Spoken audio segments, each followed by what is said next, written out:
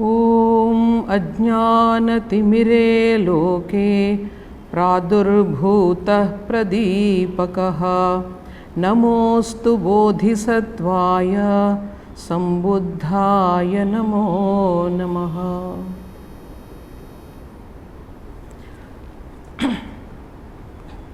ఈరోజు వైశాఖ పూర్ణిమ, భగవాన్ బుద్ధుని యొక్క శుభ జన్మదినం. అంతేకాదు ఇది బుద్ధ పూర్ణిమ అంటారు. ఈ బుద్ధ పూర్ణిమ రోజే బుద్ధుడు జన్మించాడు.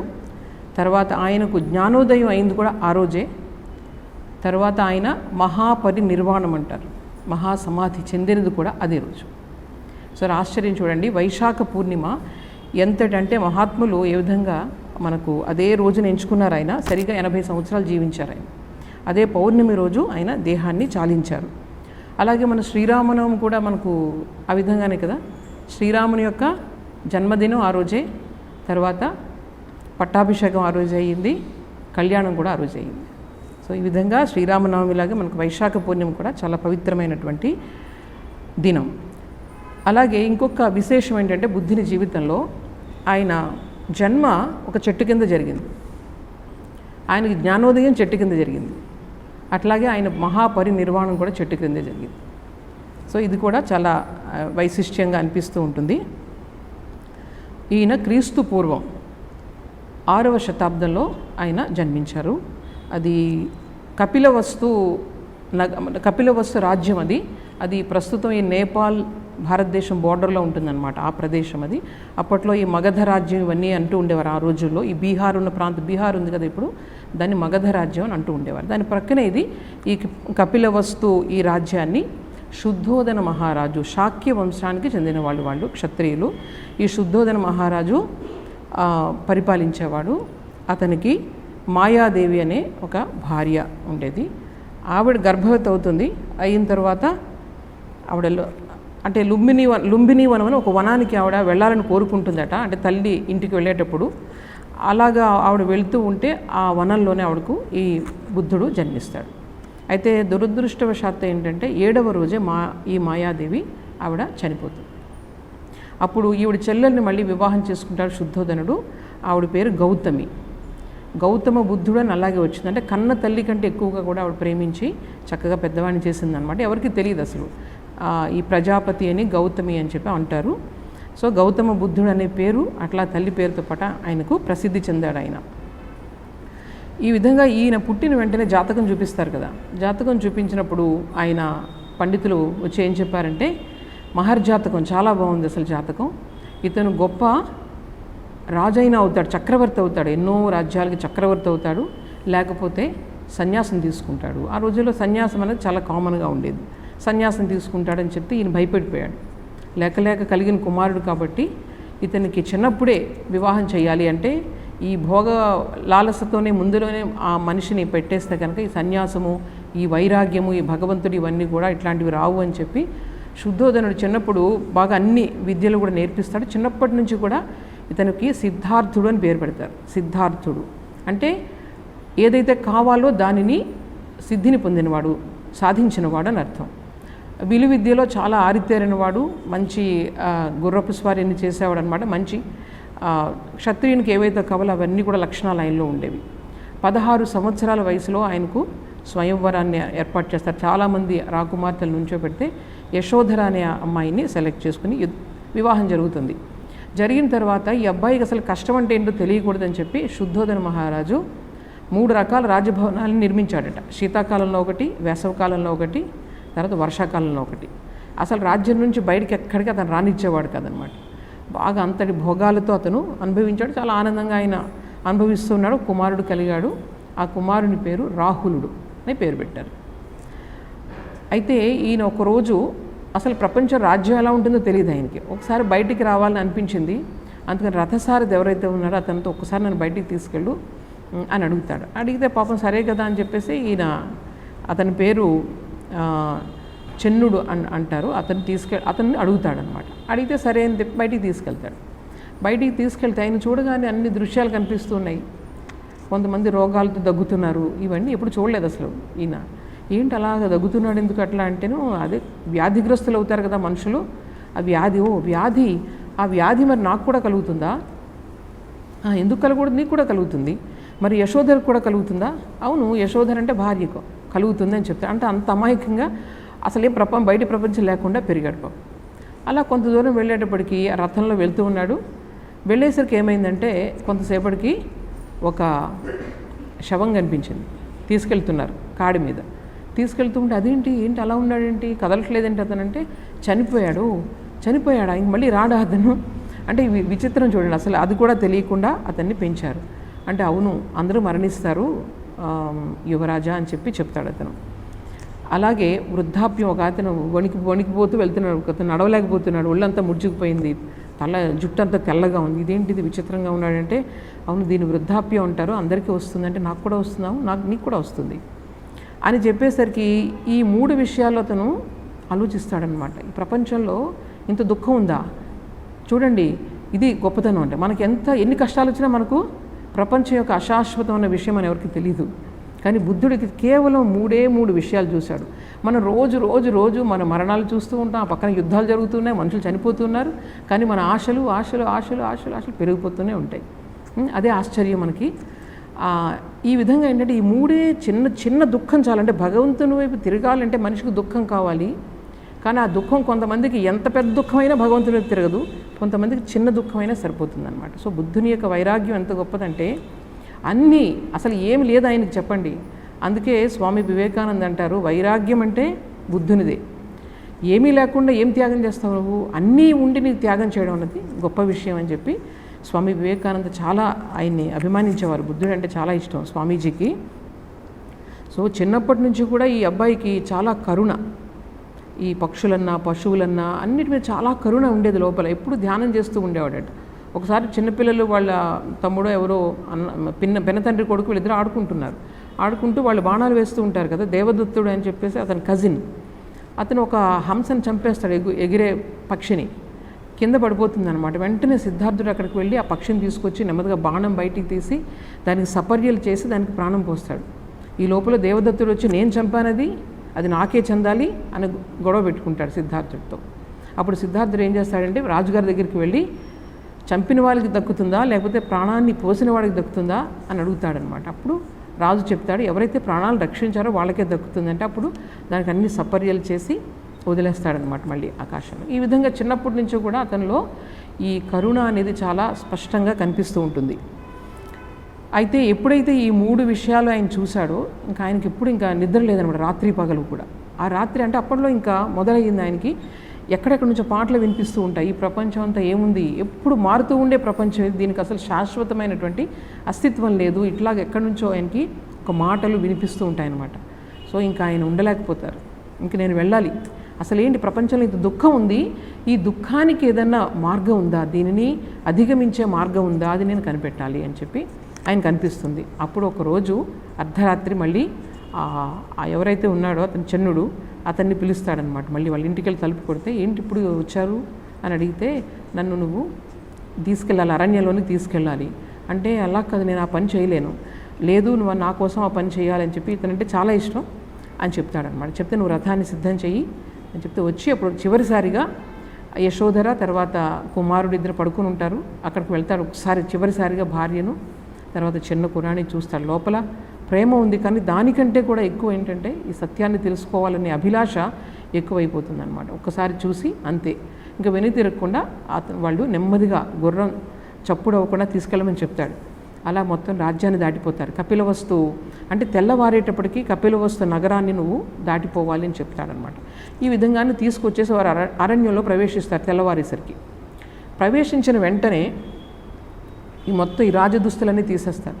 తీసుకుని ఆయనకి కాషాయంబరాలు ధరించి ఆ తర్వాత మొత్తం ఈ కిరీటాలు అన్ని నగలన్నీ తీసి చుండునికి ఇచ్చేస్తాడనమాట. ఇచ్చి నువ్వు వెళ్ళి నా యొక్క తండ్రికి చెప్పు, సత్యాన్వేషణలో ఈ దుఃఖానికి అధిగమించే మార్గం కోసం రాకుమారుడు బయలుదేరాడు, మళ్ళీ అది తెలుసుకున్న తర్వాతే ఇక్కడికి వస్తాను అని చెప్పి నా తండ్రికి చెప్పుటంటే, పాపం అతను ఆ రథసారిది చాలా ఏడుస్తూ వెనక్కి వెళ్ళిపోతాడనమాట. అప్పుడు ఈయన ఆ రోజుల్లో అరణ్యాల్లో చాలామంది తపస్సు చేసుకుంటూ ఉండేవారు. ఈ ప్రపంచం యొక్క సత్యం ఏంటి దీని వెనుక, కేవలం ఈ భౌతికమైనదేనా, ఇంకేమైనా ఉంది దీని వెనుక అని చెప్పేసి వాళ్ళందరూ కూడా తపస్సు చేసుకుంటూ ఉండేవారు. అటువంటి ఒక ఇద్దరు మహర్షుల దగ్గరికి వెళ్తాడు ఈయన. వెళ్ళి వాళ్ళతో పాటు ఉంటూ కొన్ని సంవత్సరాలు ఆయన ఈ ధ్యానాలు ఇవన్నీ చేస్తాడు. కానీ ఎక్కడ ఆయనకు ఈ సత్య సందర్శనం అనేది కలగలేదన్నమాట.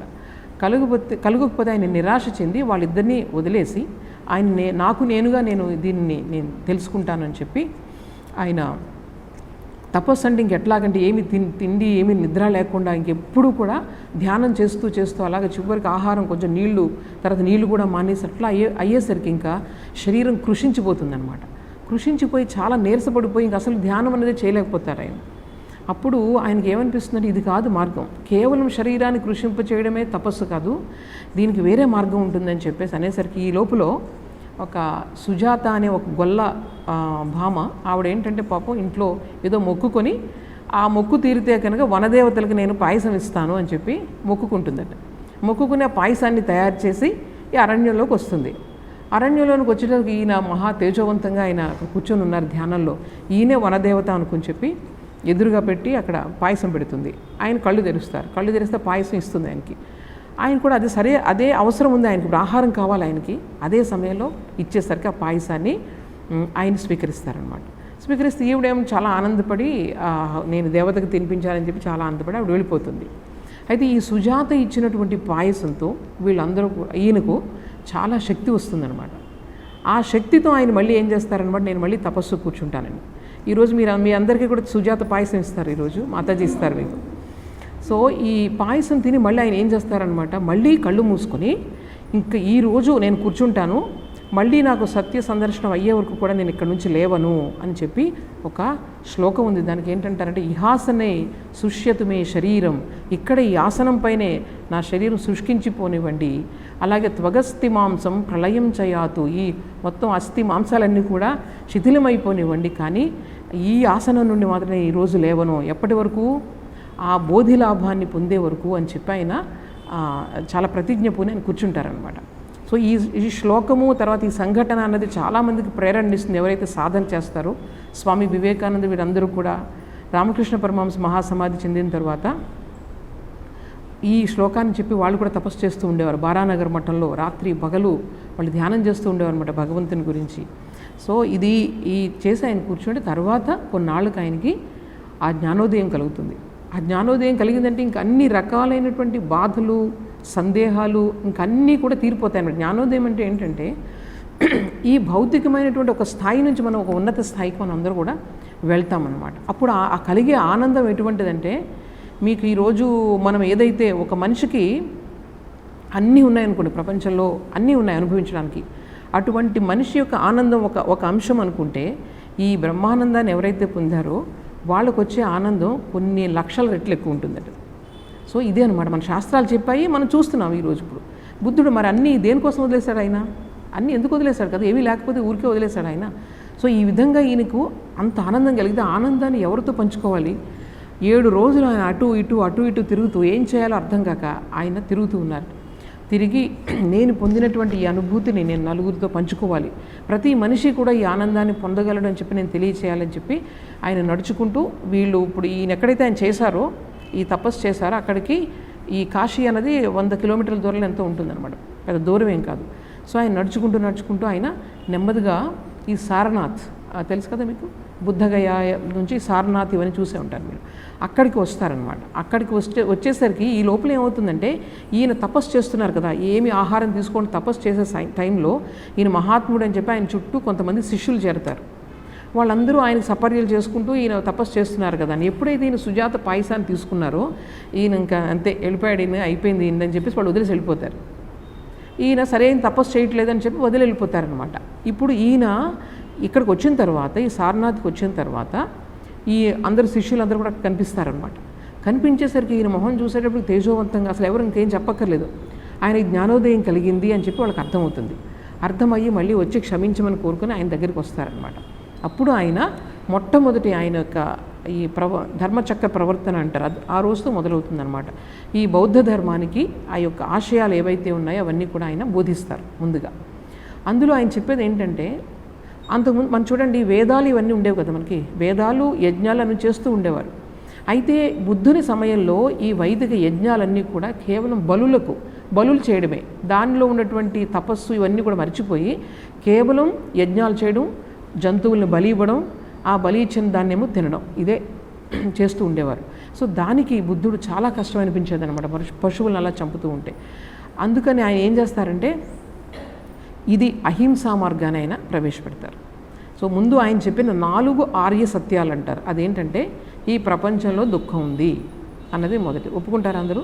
ప్రపంచంలో దుఃఖం ఉందా లేదా? దుఃఖం ఉంది అని చెప్పి ఫస్ట్ సత్యం. రెండవది ఏంటంటే దుఃఖానికి కారణం ఉంది అని చెప్తారు, రెండవది. ఇంకా మూడవది ఏంటంటే దీనికి మార్గం ఉంది, అంటే దాని దుఃఖం నుంచి బయటపడడానికి మార్గం ఉంది, మూడవది. నాలుగవది ఏంటంటే ఆ మార్గం ఏంటి, ఆ మార్గం అన్నది. సో దీని అష్టాంగ మార్గం అంటారు. ఈ 4వ సత్యం ఏంటంటే అష్టాంగ మార్గం. అంటే అందులో అన్నీ కూడా మనం సరిగా మాట్లాడాలి, సరిగా ప్రవర్తించాలని చెప్పి ఆ 8 సూత్రాలు ఉన్నాయి. ఒకసారి తెలియచేస్తాను మీకు. సమ్యక్ దృష్టి, సమ్యక్ సంకల్పము, సమ్యక్ వాక్. సమ్యక్ అంటే సరి అయినది, ఎవరిని కష్టపెట్టకుండా ఉండాలి ఏది చేసినా సరే. సమ్యక్ వాక్, సమ్యక్ కర్మ, సమ్యక్ జీవనం, సమ్యక్ వ్యాయామం, సమ్యక్ స్మృతి, సమ్యక్ సమాధి. సో ఈ విధంగా అన్నీ కూడా మనం ఏదైతే ఉత్తమమైనది ఉందో జీవితంలో దానినే పాటించాలి. ఏది ఉత్తమమైనది? అందరికీ మంగళకరమైనదే ఉత్తమమైనది. సో ఈ విధంగా ఈ అష్టాంగ మార్గం అనేది దీన్ని మనం పాటిస్తే కనుక మనం దుఃఖానికి దూరం అవుతాము. దుఃఖానికి దూరం అవడానికి ఏం చెప్పారు చూడండి. ఏం చెప్పారు? మీరు పెద్ద పెద్ద డబ్బు సంపాదించుకోండి అని చెప్పలేదు, లేదా వేరే ఏం చెప్పలేదు కదా. దుఃఖానికి ఏం చెప్పారు? మార్గం ఏం చెప్పారు? మన యొక్క ప్రవర్తనని, మన యొక్క ఆలోచన విధానాన్ని, వీటన్నిటిని మార్చుకోమని చెప్పారు. అలాగే బుద్ధుడు ఒక 5 విషయాలు చెప్తారు. మీరు ప్రతి వాళ్ళు కూడా 5 విషయాలు గుర్తుంచుకోండి ఏ పరిస్థితుల్లో ఉన్నా సరే. ఏంటంటే వ్యాధి, తర్వాత మరణం, ఇంకొకటి వృద్ధాప్యం. ఇవి 3 ప్రతి వాళ్ళ వెనుక వస్తూనే ఉంటాయి. ఇంకొకటి 4వది ఏంటంటే ఎప్పుడు చలమానమైనటువంటి జగత్తు. ఈ ప్రపంచం ఎప్పుడు ఏది స్థిరంగా ఉండదు ప్రపంచంలో ఏది కూడా. సో అస్థిరమైన దాన్ని పట్టుకొని మనం వేలాడుతూ ఉంటే మీకు స్థిరత్వం ఎక్కడొస్తుంది, ఆనందం ఎక్కడొస్తుంది? సో చలమానమైన జగత్తు గుర్తుపెట్టుకోండి. తర్వాత 5వ విషయం ఏంటంటే తప్పించుకోలేని కర్మఫలం.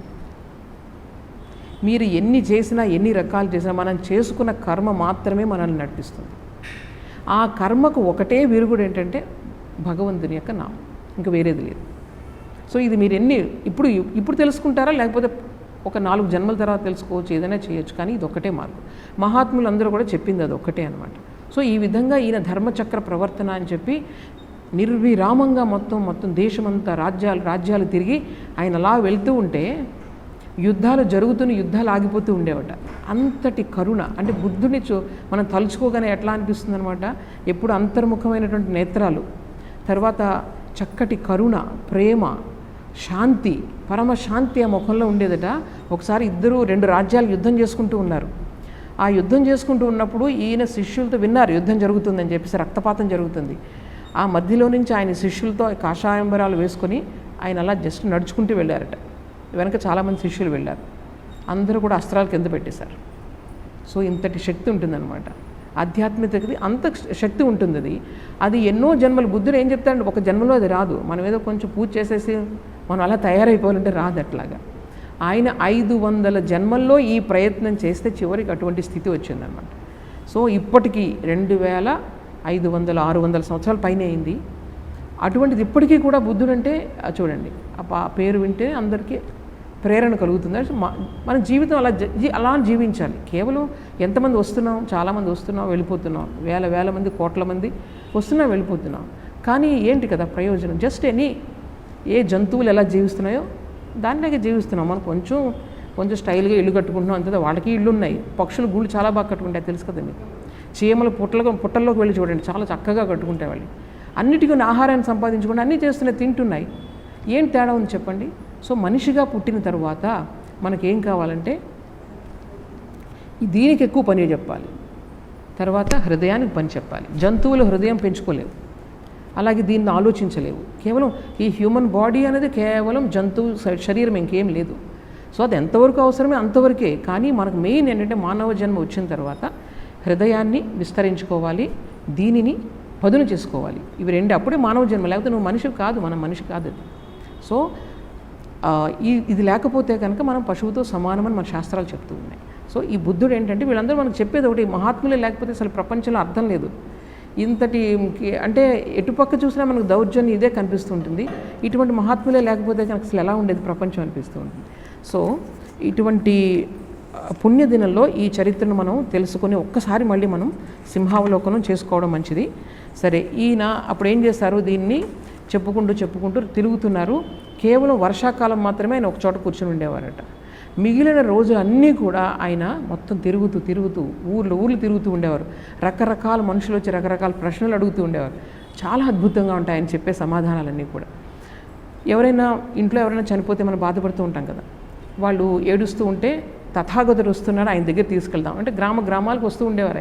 ఆయన వస్తున్నారు కదా, ఆయన దగ్గర తీసుకెళ్దాం. ఒక అమ్మాయి అలాగే, గౌతమి అమ్మాయి పేరు. ఆ గౌతమి ఒకడే కొడుకు. ఆ కొడుకు ఏదో రోగం చనిపోతే ఇంకా గుండెలు బాదుకొని ఏడుస్తూ ఉంటుందన్నమాట. ఏడుచుకుని ఇంకా ఆ పిల్లవాడిని తీసుకొని ఏడుస్తూ ఉంటే వాళ్ళు ఇప్పుడు బుద్ధుడు వస్తున్నాడు మన ఊరు అని చెప్పేసి ఈ అబ్బాయిని అక్కడ తీసుకెళ్తారనమాట. తీసుకెళ్తే అప్పుడు అడుగుతుంది, ఏమైందంటే నాకు ఏదో నిద్రపోతున్నాడు నా కొడుకు, నాకు లేపండి అని చెప్తుంది అనమాట. సరే, నేను తప్పకుండా లేపుతాను.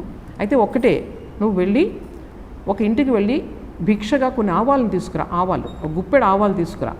అయితే ఒక్కటే కండిషన్ ఏంటంటే, నువ్వు ఎవరింట్లో అయితే ఆవాలు తీసుకొస్తున్నావో వాళ్ళ ఇంట్లో ఎవరు మరణించి ఉండకూడదు.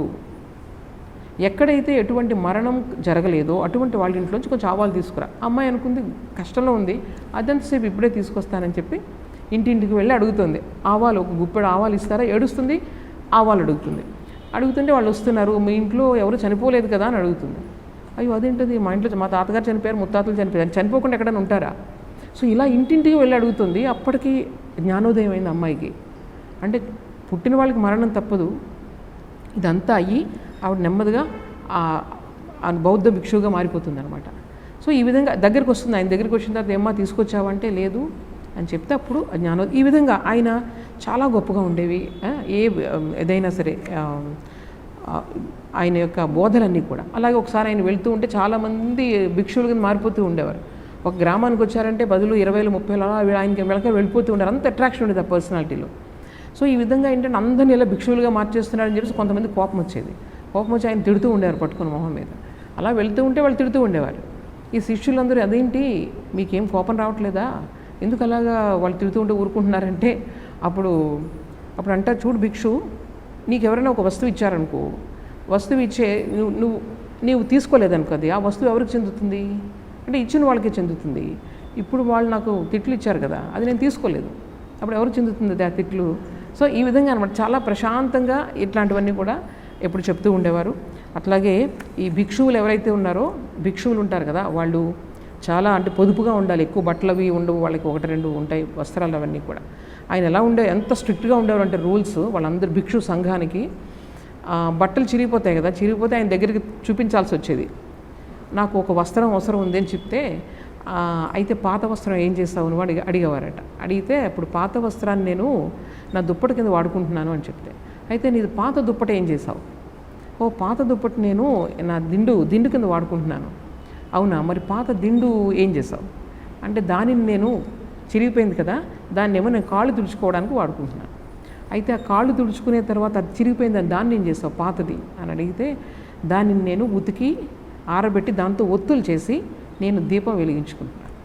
అప్పుడు సరే నీకు వస్త్రం ఇస్తున్నానని ఇచ్చేవారండి. అంటే ఈ విధంగా చాలా అద్భుతమైనటువంటి విషయాలు బుద్ధుని యొక్క జీవిత చరిత్రలో ఉంటాయి. ఇందులో ఈయన చివరికి అలా తిరిగి అంటే దగ్గర 80వ సంవత్సరం వచ్చేసరికి ఒక చోట ఒక గ్రామానికి వెళ్ళారు ఆయన. గ్రామానికి వెళ్తే పాపం ఒక చాలా నీచ జాతి చెందినవారు అతను. పాపం మా ఇంట్లో ఈరోజు మీరు ఆతిథ్యం స్వీకరిస్తారు, ఎందుకంటే ఆయన కులమత భేదాలు ఏమీ లేవు, ఎవ్వరు ఏ భేదం ఉండేది కదా, అందరి దగ్గరికి వెళ్ళిపోతుండే. ఆ రోజుల్లో చాలా గొప్పతనం.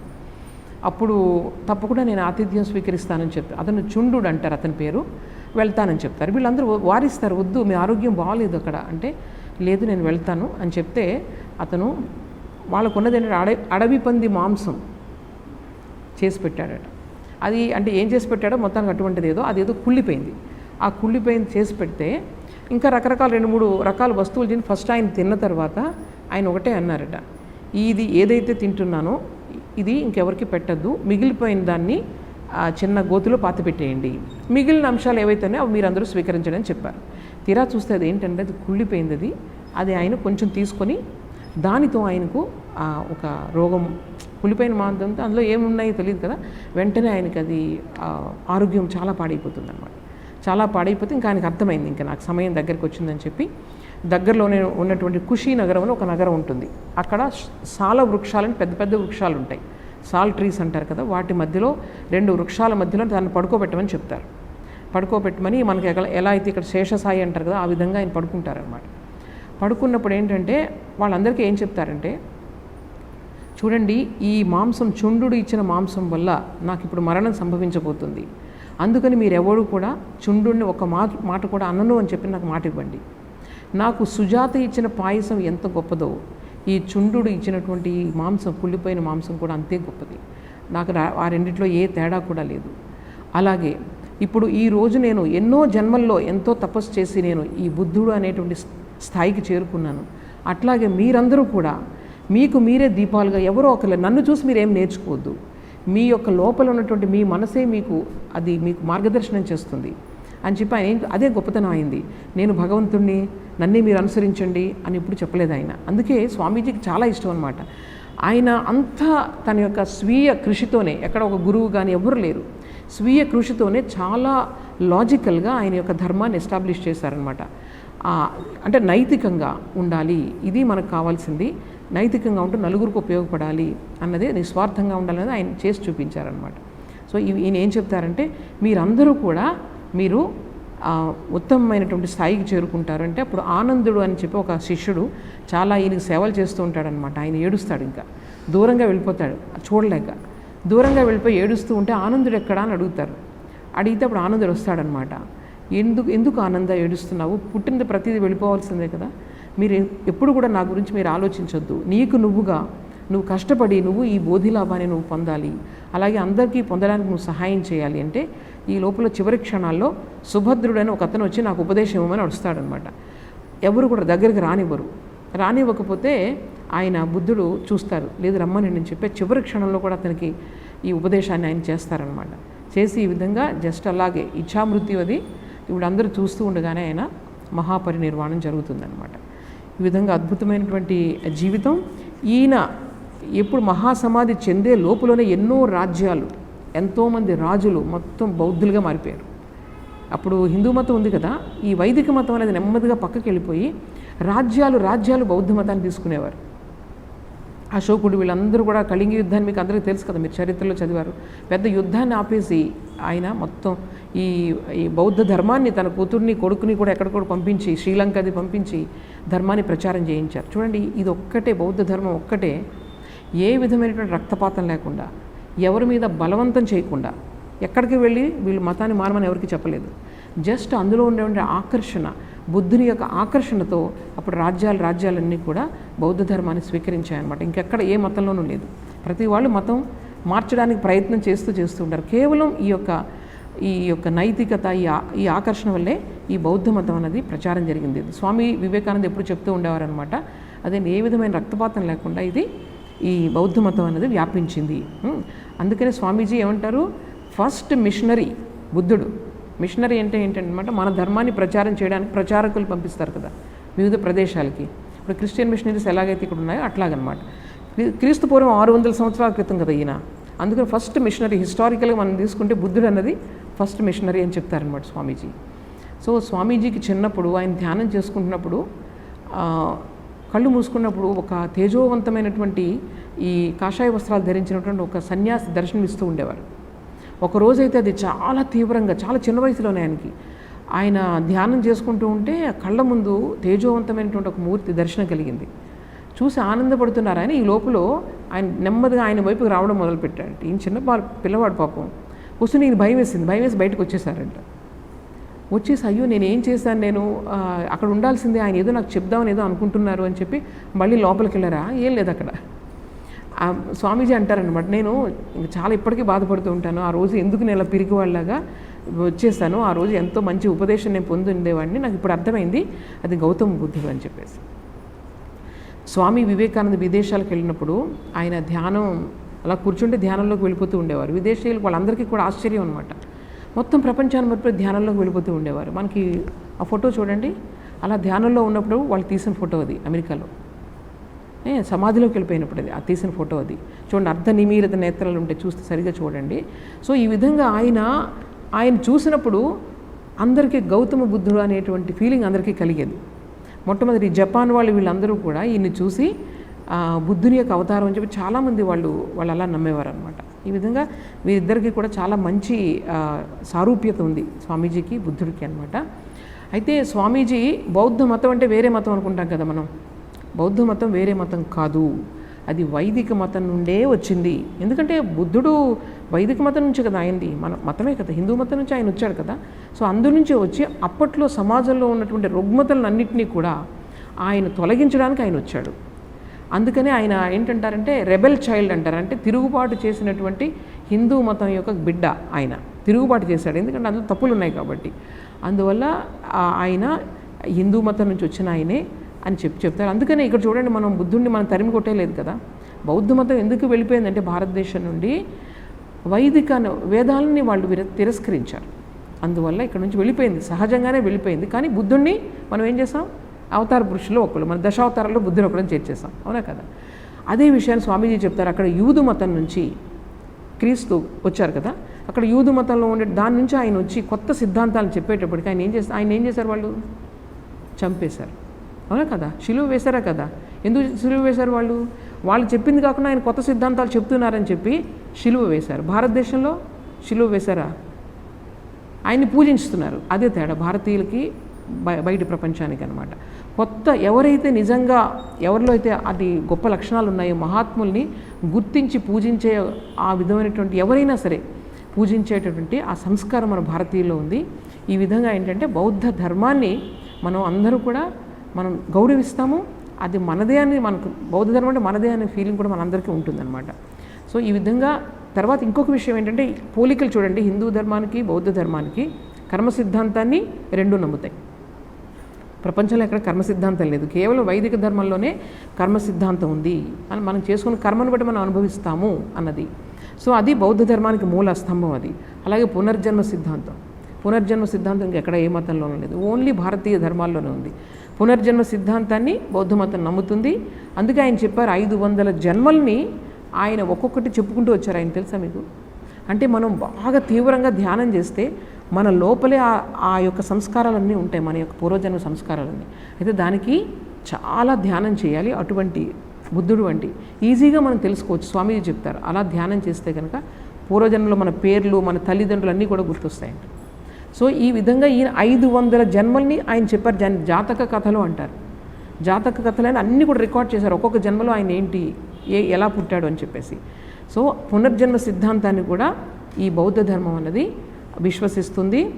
ఆ తర్వాత నిర్వాణము అనే, మనం ముక్తి అంటాం, బౌద్ధ మతంలో నిర్వాణం అంటారు. అంటే కోరికలన్నీ కూడా తగ్గిపోతే కనుక, ఈ తృష్ణ కోరిక అన్నిటికీ మూల కారణం. సో అది తగ్గినప్పుడు మనకు నిర్వాణం జరుగుతుంది. అంటే ఇంకా అన్ని కోరికలు పోతే ఇంకేంటి కావాల్సింది, that is called liberation. So ఈ లిబరేషన్ అన్న ఐడియా మనకు బౌద్ధ ధర్మంలోనూ ఉంది, హిందూ ధర్మంలోనూ ఉంది. కానీ వేరే మతాల్లో మీకు స్వర్గం లేకపోతే ఇట్లాంటి ఐడియాస్ ఉంటాయి. ఇక్కడ స్వర్గం నరకం కాదు, ముక్తి, మనిషి మహాత్మునిగా ఎదగాలి. సో ఇదంతా కూడా కేవలం వైదిక ధర్మం నుంచే బౌద్ధ ధర్మం కూడా వచ్చిందని చెప్పి స్వామి వివేకానంద చెప్తూ ఉండేవారు అనమాట. తర్వాత వీళ్ళ మంత్రం ఏంటి, బుద్ధం శరణం గచ్ఛామి, సంఘం శరణం గచ్ఛామి, ధర్మం శరణం గచ్ఛామి. అంటే ముందు ఎవరు, ముందు ధర్మం. అంటే ధర్మం ఉంది, ప్రపంచంలో ఒక ధర్మం ఉంది, ధార్మికత, మనిషికి ధర్మం ఉంది. సో ఆ ధర్మచక్ర ప్రవర్తన ఎప్పుడు జరుగుతూ ఉన్నప్పుడే ఈ ప్రపంచం నడుస్తూ ఉంటుంది. దానిని బోధించే వాళ్ళే బుద్ధులు. బుద్ధుడు అంటే నేను అని చెప్పలేదు, మీరందరిలోనూ ఆ శక్తి ఉందని బుద్ధుడు చెప్తాడనమాట. సో బుద్ధుడు అంటే అది బుద్ధం శరణం గచ్ఛామి. ఆ ధర్మం ఎవరిలో అయితే ఉందో వాళ్ళు భగవంతుడు అనమాట. బుద్ధుడు, రామకృష్ణ పరమహంస, ఎవరైనా కానీ వీళ్ళందరూ కూడా ధర్మాన్ని మూర్తీభవించినటువంటి విగ్రహాలు అవి. సో బుద్ధం శరణం గచ్చామి. తర్వాత సంఘం, ఆ బుద్ధుని యొక్క బోధనలు ఏవైతే ఉన్నాయో, ఆయన యొక్క జీవితం ఏదైతే దాన్ని ప్రచారం చేసేది సంఘం. సో ఆ విధంగా రామకృష్ణ సంఘానికి కూడా ఇప్పుడు మనకు 3 ఉన్నాయి ఇక్కడ. బుద్ధం అంటే శ్రీరామకృష్ణులు, మళ్ళీ బుద్ధుడే ఈ రూపంలో వచ్చారు ఆయన.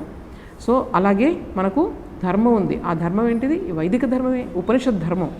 ఈ ధర్మాన్ని, అలాగే సంఘం. ఈ సంఘం అనేది శ్రీరామకృష్ణ యొక్క శరీరం అని చెప్పి మేమందరూ కూడా విశ్వసిస్తాము.